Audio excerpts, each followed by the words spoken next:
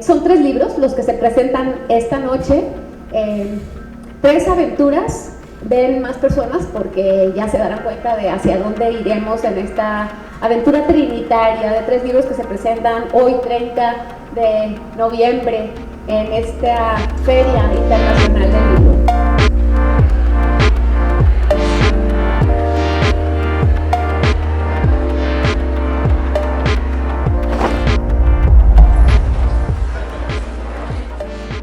Voy a utilizar la metáfora de la traducción para los 3 libros, ¿sí? Es decir, aunque no haya una traducción literal de un idioma al otro en 2 de los libros que vamos a presentar, voy a hablar del acto de traducir desde un reino a otro reino. La traducción no es solo un oficio entre idiomas. Es además todo un proceso mental y afectivo que atraviesa el acto creativo. Hay una teoría interpretativa de la traducción de Danica Slezkovich que cuestionó hace décadas la idea de que traducir fuera solamente una operación lingüística. Es decir, que traducir es solamente las palabras de un reino al otro, es decir, un reino idiomático a otro. Para esta escuela, el traductor primero comprende el sentido del texto, lo desliga luego de las palabras, es decir, desverbaliza, y solo después reformula en la otra lengua. Este tránsito entre comprensión y reformulación se sostiene en la experiencia y el conocimiento del traductor. La emergencia del sentido en otra lengua depende de que el lector, el oyente, agregue también sus propios contextos. Estoy hablando de traducción ahorita literal porque estamos también presentando Revelaciones, un poemario que viene en su edición bilingüe. Traducir en esta concepción entonces implica reconstruir y dotar de sentido similar en un contexto nuevo. En este marco, el poeta, porque estoy hablando concretamente de traducir poesía, que es más difícil que traducir prosa, en este marco el poeta mismo puede pensarse como un traductor. El propio poeta, en el acto de traducir desde el reino sutil de su observación del mundo hacia el reino de palabras que es la poesía. Ahí ya el poeta, antes de traducir de una lengua a otra, ha traducido desde un reino al otro. En este marco, entonces, para ello, requiere el poeta de varios recursos: la melopea, que es la melodía, la fanopea, que es la imagen, y la logopea, que es la idea. Música, imágenes y juegos de pensamiento sostienen un poema. Ese es un primer escalón de traducción, desde el mundo sutil de su relación con la realidad hacia el mundo tangible de las palabras. Solo después viene la otra fase, la de una traducción literal, la de traducir de una lengua a otra cuando se da el caso. Bien, desde la perspectiva más obvia, esta traducción ocurre entonces entre lenguas. Sin embargo, incluso en el ámbito literal, este traductor debe atravesar, fíjense bien, culturas, referencias y mundos interiores. ¿Se habían puesto a pensar en el acto de traducir, que es ir a pensar aquello desde otro ámbito cultural? Yo tengo un amigo muy querido, no vino, pero aquí está su hija, Bo. Él decía que cuando hablaba español, su lengua nativa es el inglés, pero que cuando hablaba español, él se sentía diferente. Es decir, entraba en una cultura distinta. Así es que hay que entender este paso tan importante en cuanto a la traducción. Bien, no me quiero quedar en la literalidad del término. El poemario Revelaciones ha sido traducido por Ana Cristina Zúñiga, que ha realizado un trabajo de puente para que el poemario Revelaciones llegue a otras fronteras, donde el conocimiento de una lengua abre o cierra las puertas a un libro. Pero yo no me quiero quedar ahí, ni en el acto mágico del poeta, que traduce las voces que le dicta el cielo, porque hay otra manera de traducir. y es el de la imaginación. Gloria Torres escribió El mago resfriado. Sí, aplauden.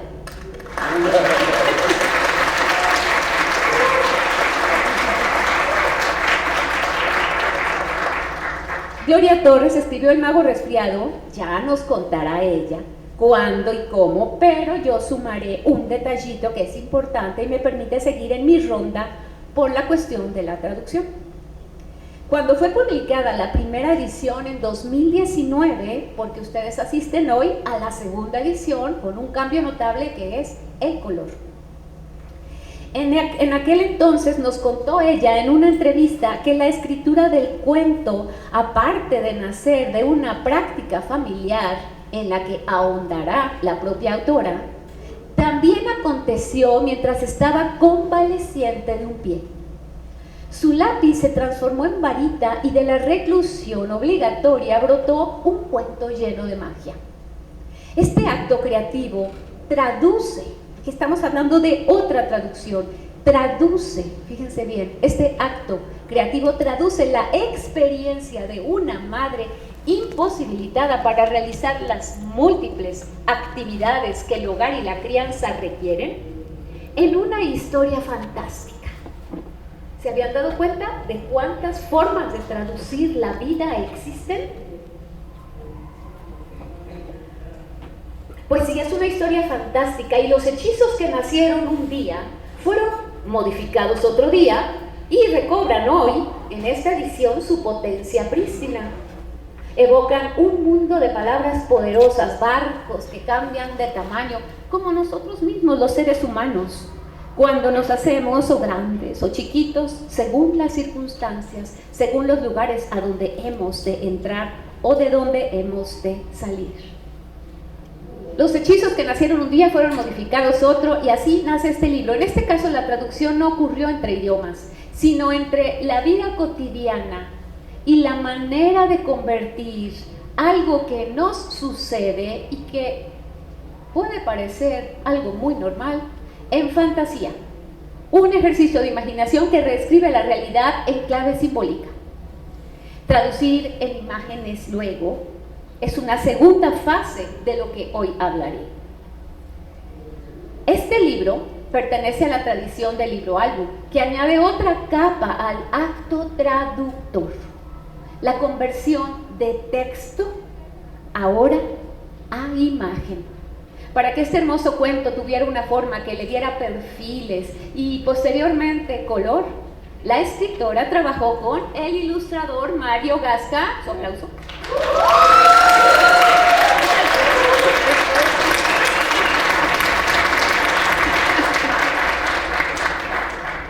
¿Quién logró traducir? Fíjense, este es otro tipo de traducción. Logró traducir la historia de Gloria en imágenes tal como él la imaginaba. Gasca entiende la ilustración como un lenguaje distinto que recurre a metáforas, símbolos y elementos ocultos muchas veces para complementar el texto. Las ilustraciones no son adornos, no, sino traducciones visuales del relato. Y además posibilidades infinitas de reinterpretación, porque transforman palabras en gestos gráficos para que los lectores de cualquier edad interpreten no nada más las palabras, sino también la manera gráfica de plasmarlas. Así el diálogo entre autora e ilustrador demuestra que traducir también es imaginar cómo veríamos una historia, o sea, cómo la veríamos. Es otra forma de traducción. En Voces ocultas de Mariana Elena Ortiz Casillas, su aplauso.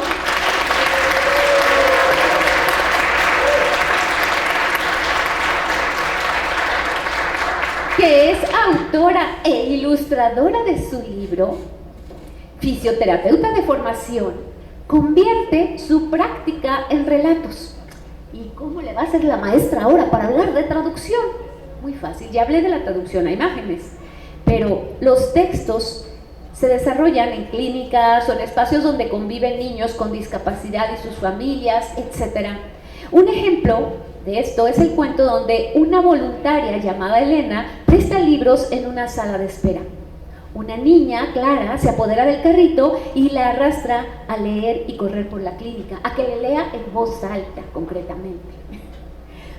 Elena la sigue, lee en voz bajita, porque bueno, era un lugar para leer en voz bajita, y le revela que Clara, le lee, no hago spoiler del cuento, no voy a hacer, ya tenía aquí el spoiler del cuento, pero no lo haré, cómprenme, porque es muy bello, ¿no? Me voy a saltar, así es que la narración traduce la experiencia de trabajar con personas con alguna discapacidad. Es una traducción también. No solo registra hechos, sino que convierte gestos y silencios en lenguaje literario. La traducción de la experiencia no es mecánica, exige una sensibilidad para transformar percepciones, memorias y atmósferas en relatos que involucren cuerpo, espacio, objetos. Bueno, Mariana investigó, por ejemplo, varios modelos de sillas de ruedas. Se puso a investigar porque quería que todo fuera realmente un trabajo, no nada más de voy a pensar, imaginar, sino voy a investigar. Hizo varios dibujos de las diferentes sillas. Entonces hay todo un trabajo detrás del libro, que sí me gustaría resaltar, que no son libros escritos ni a la carrera ni de manera sencilla. Han pasado muchos meses gestándose. Bien, estas perspectivas confluyen en una idea central. Traducir es tender puentes. El traductor lingüístico busca reproducir el sentido con alguna fidelidad creativa, comprendiendo que las palabras no contienen todo su significado, sino que se van también generando. Para que vayamos también a un reino muy sutil de la traducción literal, yo invité a mi amiga Flora María, que tiene muy buen francés, a que nos leyera, no importando que no entiendan el poema. Igual si quieren lo lee ella y luego son breves, lo leo yo, pero para que ustedes perciban algo que Ezra Pound siempre sostuvo, que el poema era melopea, melodía, fanopea, imagen, y logopea, algún contenido ideológico, ¿sí? O sea, no de una ideología, vamos, una idea, perdón.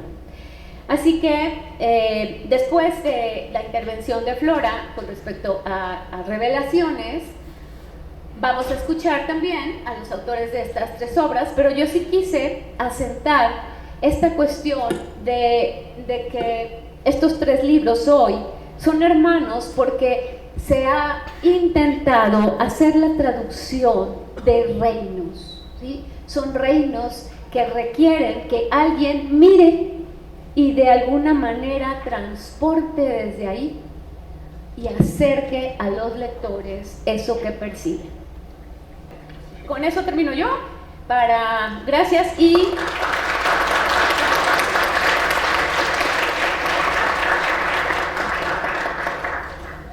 Par tout le monde, des fourmis. Apparut une petite fourmi, avançant sur le livre que je lisais. Elle ne m'a pas laissé prêter attention aux philosophies profondes, a envahi les lignes avec sa vie minuscule. Qu'est-ce que tu fais par ici, si loin de ton règne, instaurant un autre règne, celui de ma distraction? Ce n'est pas une distraction, mais le retour à l'Éden, qui suivit la grâce aux petits anges. Où la petite fourmi est allée. J'écris ceci pour ne pas l'oublier, pour laisser en témoignage dans ces lignes du petit pas de la vie par le livre de ma vie. Gracias. Bueno, además de escuchar la melodía, ahora vamos a tratar de ver lo que estaba acá en el poema. Dice, por todo el mundo hormigas. Hubiera pensado que aquello tan tan hermoso. Trataba de hormiguitas, sí, son hermosas. Apareció una hormiguita chiquita, chiquita, avanzando sobre el libro que yo leía. No me dejó ya atender las profundas filosofías. Invadió los renglones con su vida minúscula.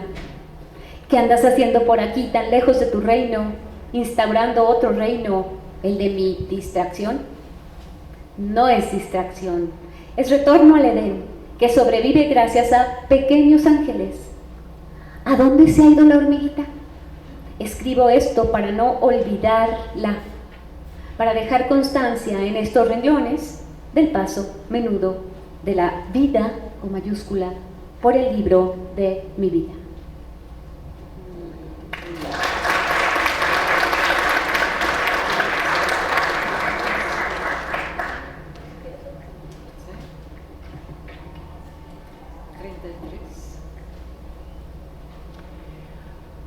Anthologie d'un oiseau. Je suis arrivée là-bas, fatiguée des vents qui craquent sur mes ailes. Quelque part dans le ciel, je ne peux pas me rappeler, sa main m'a tenue. J'étais sur le point de m'évanouir, sur le point de tomber sans vol, simplement tomber, comme tombe un homme sur le nuage des rêves. Je ne sais pas si j'ai prié, je ne me rappelle pas. Le fait, c'est que sa main apparut. Ce n'était plus tomber, mais plonger doucement, comme dans un coussin infini, affectueux. Je suis un oiseau blotti dans le creux de sa main. Je dors tranquillement. Et quand le soleil se lèvera de nouveau, sur sa paume ouverte, regardant l'horizon, je chanterai à nouveau.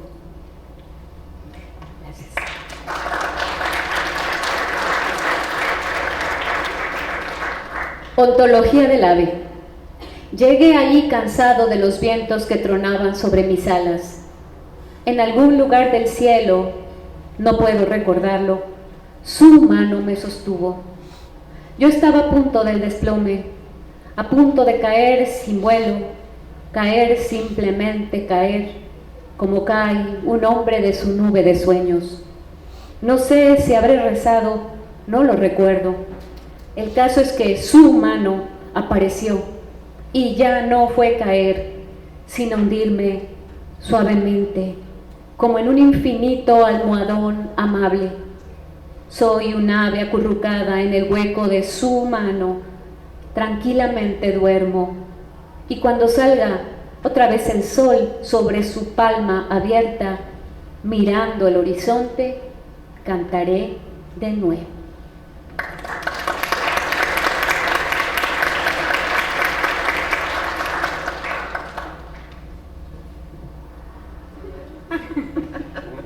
Bueno, creo que ya me toca, así que buenas tardes, hola a todos. Hoy quiero platicarles cómo nació El Mago Resfriado, de los caminos que recorrió hasta publicarse y por qué sentimos que esta nueva edición tiene sentido en este mundo tan lleno de libros y de pantallas. Había una vez, hace muchos años, una familia compuesta por un papá, una mamá, una hija mayor y una hija menor. A esta familia le gustaba inventar historias entre todos. Alguien ponía la idea y luego cada quien iba agregando algo. Casi siempre se hacía antes de dormir, pero también a veces servía cuando había que tener mucha paciencia, por ejemplo, cuando estaban viajando por carretera.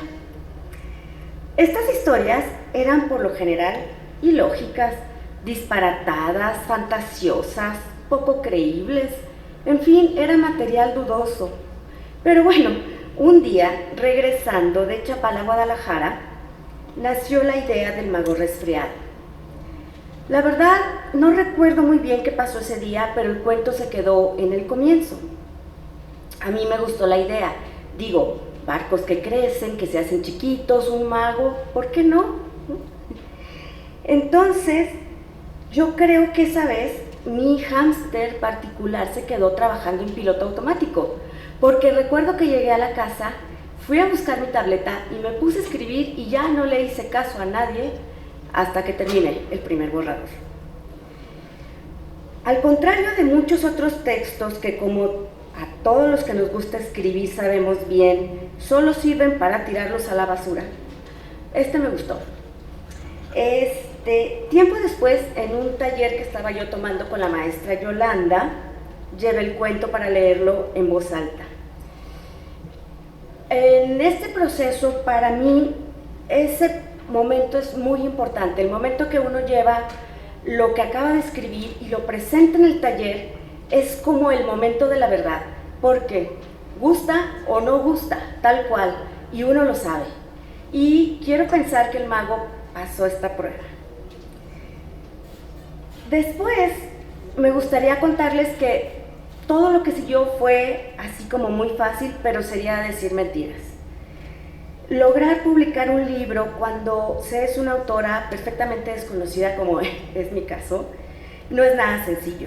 Requiere muchísimo trabajo, editar el texto, edición editorial, diseño de portada, después un registro de ISBN, un montón de cosas más y, por supuesto, presupuesto, el cual no siempre está al alcance de nuestra mano. Y bueno, pues aquí se requiere que yo dé otra vez públicamente las gracias a Yolanda y a Roberto por todo el apoyo para lograr la primera publicación y la segunda publicación del Mago Resfriado. Además, el Mago Resfriado necesitaba sí o sí un ilustrador. Ese fue otro camino que hubo que recorrer. Como yo no soy ilustradora, necesitaba un colaborador o una colaboradora. Antes de Mario hubo varios intentos. Esos intentos no fructificaron, no cristalizaron, fue tiempo de espera y la verdad un poquito de desesperación. Pues sí. Este asunto de la ilustración es tan importante como el texto mismo. Es cuando se hace bien, el resultado es superior a la suma de sus partes, es decir, es sinergia pura. Entonces, cuando Mario finalmente nos mandó las primeras pruebas, en ese momento supimos que este era el bueno, the one, ¿no? Era el indicado. Como decía la maestra Yolanda, en esta nueva edición hay un par de palabras cambiadas. Es decir, son diferentes, pero no son diferentes, son las originales que yo había escrito. Yolanda, mi querida editora, amiga y maestra, tenía sus razones para hacerlo, muy, muy válidas. Lo que pasa es que los autores muchas veces somos muy tercos. Y yo quería mis hechizos. Y yo creo que insistí tanto y tanto que probablemente ella se hartó y aceptó regresarlas a la historia para que yo dejara de dar lata. En 2019 por fin se publicó en blanco y negro. A mí me parece que quedó muy bonito, pero también sé que se quedó la espinita de haberlo publicado en color. Pasaron casi 6 años y antes de iniciar este proceso de sacar una nueva edición, la verdad yo tenía muchas preguntas para mí misma. Yo decía, ¿para qué? ¿Por qué? ¿Será que los niños todavía leen cuentos? ¿Será que los adultos todavía les leen cuentos? Estamos viviendo en una era digital donde las publicaciones están literalmente al alcance de la mano. Pero, aún así, yo creo que sí hay razones para escribir o tratar de escribir y publicar literatura y poesía para las infancias. Primero que nada, este es un libro de papel. Es decir, es un libro afuera de las pantallas. Está escrito e ilustrado sin inteligencia artificial. No quiero decir que a mí me parezca que la inteligencia artificial sea mala o buena, es simplemente los cambios que estamos viviendo y probablemente el libro como lo conocemos quizás vaya a desaparecer. Entonces es un gusto tener un libro que se puede tocar, que se puede leer directamente. Segundo, creo que las historias publicadas en papel tienen una permanencia diferente y tienen la cualidad de poderse compartir físicamente una y otra vez. Y me atrevo a decir que El Mago Resfriado es una historia que se puede leer y ver por cuenta propia, que se le puede leer a un niño, que se le puede leer a un adulto, y que se puede interactuar con ella. Me gusta pensar en los libros como en las estrellas. Hay millones de libros, pero solo unas pocas estrellas se vuelven parte de nuestra vida. Y creo que los libros que los niños pueden leer son muy importantes, ya que pueden convertirse para ellos en un refugio, en un lugar seguro, y también pueden convertirse en parte de su tesoro emocional, de recuerdos compartidos con los adultos o de otras personas con quienes les tocó vivir su primera infancia. Los libros para niños son precisamente eso, son como estrellas. Basta con que uno o dos acompañen de verdad a un niño para cambiar su mundo. Para la familia de la cual les empecé a platicar, al principio de que empecé yo a hablar, ya pasó el tiempo de las historias inventadas. Las hijas crecieron, la familia atravesó por cambios muy importantes, alguno muy difícil, pero aún así estoy segura de que el mago resfriado sigue siendo parte de su identidad, de sus recuerdos y de su tesoro emocional familiar. Estoy muy agradecida con todos y todas por estar aquí este día. Gracias por escuchar, gracias por compartir esta historia y ojalá la disfruten igual que nosotros.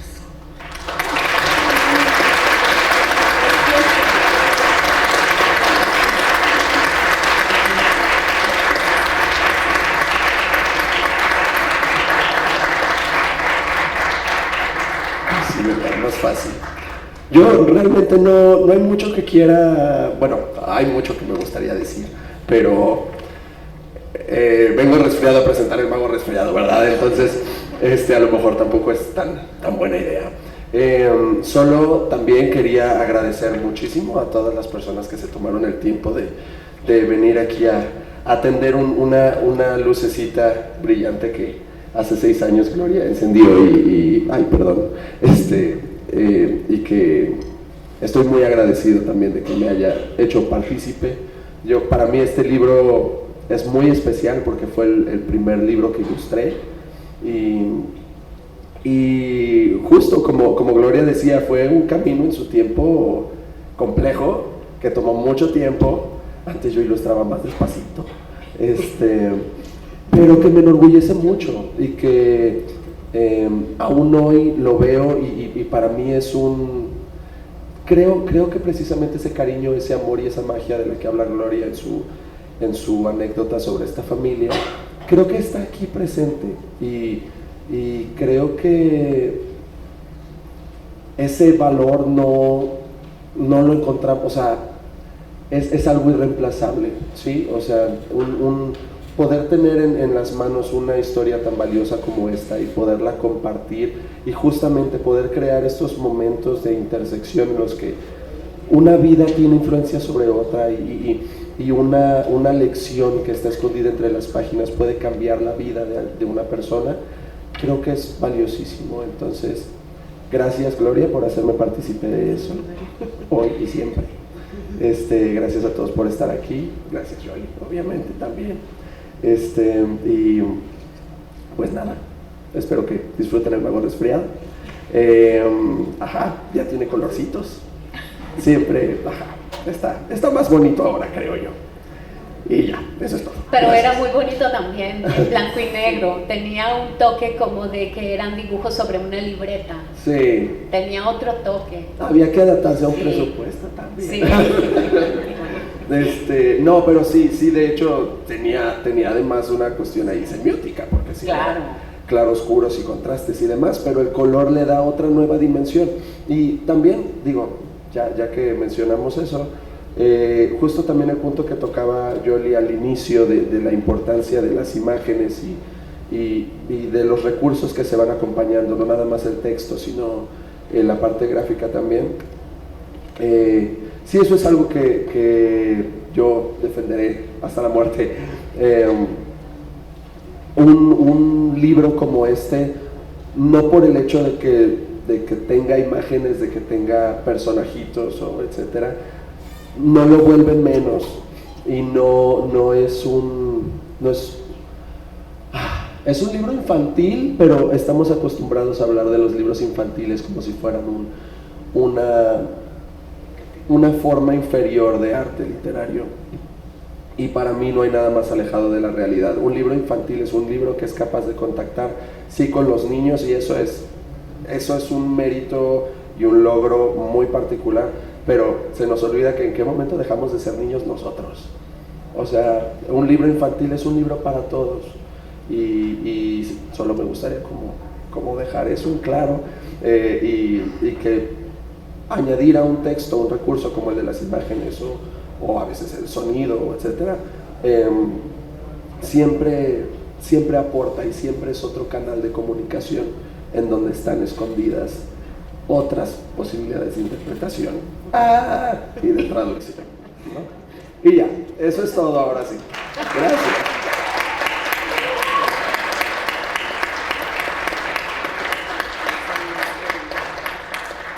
Bueno, ahora vamos a escuchar a Mariana Elena. Ahora sí dije bien, Mariana Elena. Oye, Elena, ya no se me olvida porque es Helena de Troya. Vamos.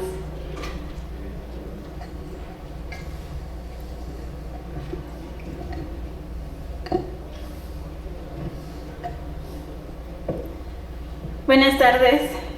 Bueno, primero, gracias a todos por estar aquí, por escuchar hablar de nuestros libros, por venir a conocer Voces Ocultas. Agradezco a la editorial Santo Mortal por recibirme con los brazos abiertos. Me siento muy nerviosa y muy feliz de estar aquí en la FIL. Ya desde hace muchos años había soñado con estar aquí del otro lado, junto a otros escritores, que mi libro formara parte de los millones de libros que existen en el mundo. Me siento muy feliz por eso. También quiero volver a agradecer a Yolanda, a Paulina, que fue quien diseñó el libro, también a todo el equipo, porque trataban con mucho cariño a mi libro.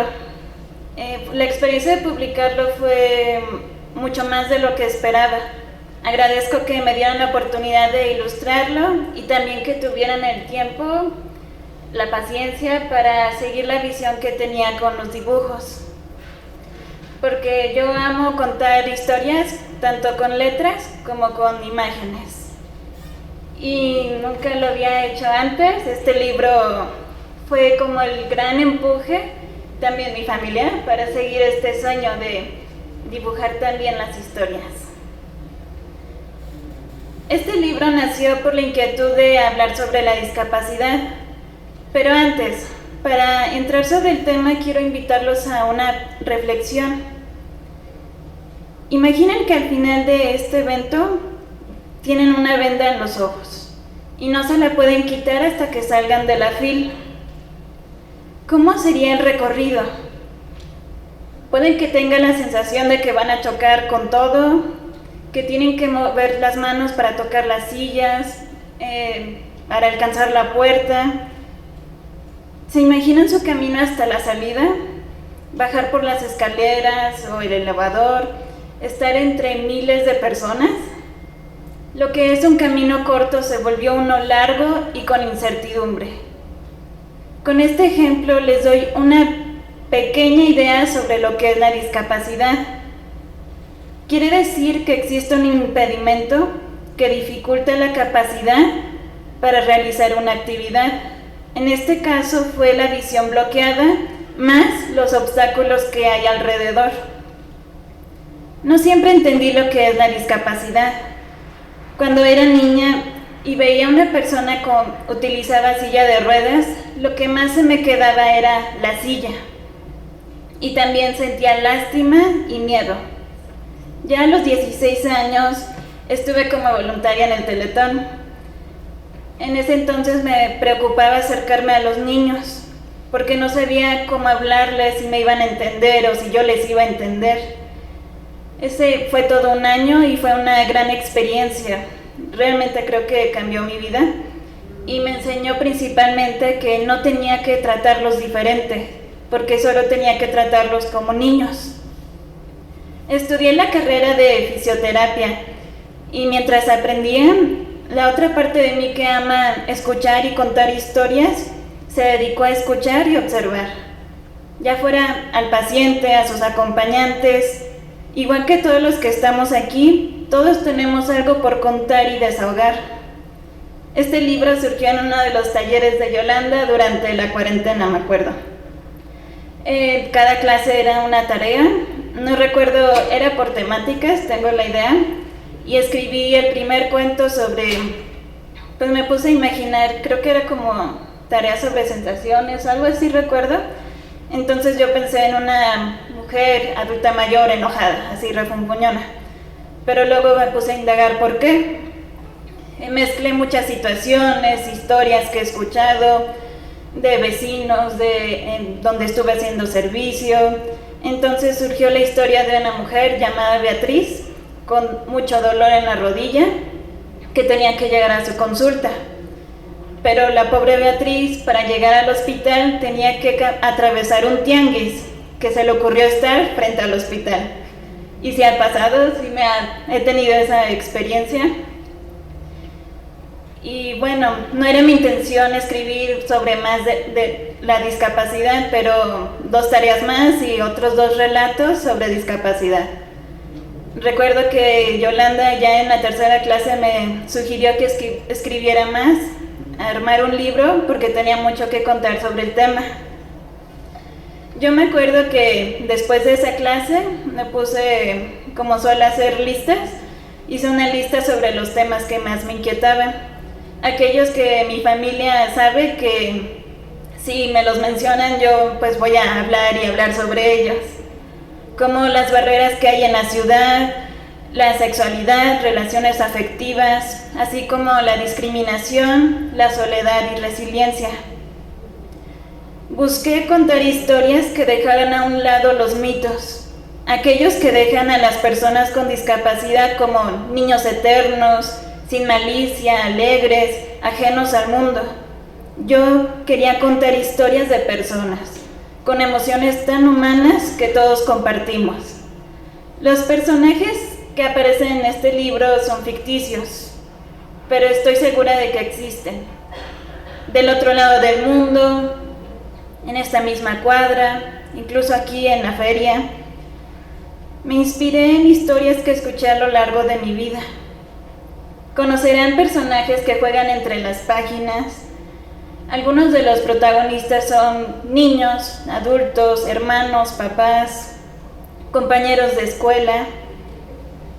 Y bueno, quiero compartirles que el título Voces Ocultas me llevó un rato a llegar a él. Me acuerdo que le mandaba mensajes a Yolanda de que pensé en este título, pero no pasaba en la prueba. Entonces un día lo resumí el título, lo llamé de mientras Voces Ocultas, y así dejé el archivo, pero realmente sí quería que tuviera este significado, que es una invitación para escuchar las voces que se ocultaron por sombras de los prejuicios, estereotipos, por la misma palabra discapacidad. Es una ventana. Es para invitarlos a escuchar a más de estas voces.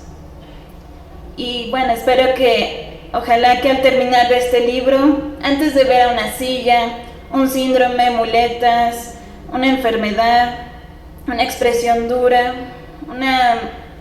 vean primero a la persona y se pregunten, ¿cuál es su voz? ¿Qué historia quiere contar?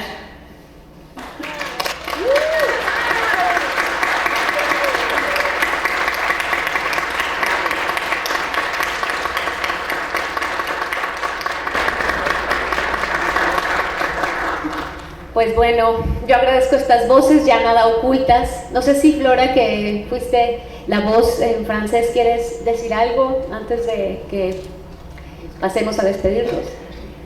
No, nada más me siento muy contenta de estar aquí acompañándoles y acompañando en esta revelación de la cual alguna vez hablamos con Yolanda de presentar juntas. Me encanta estar aquí hoy y agradezco a todos también, todas y todos, esta compañía. Gracias. Algún día lo presentaremos en el Teatro Degollado, vestidas de sacerdotisas y tocando el handpan Espero que también nos acompañen ahí. No, lo estoy diciendo en serio. Lo estoy diciendo en serio. Bueno, les invitamos, ahí están afuera los libros.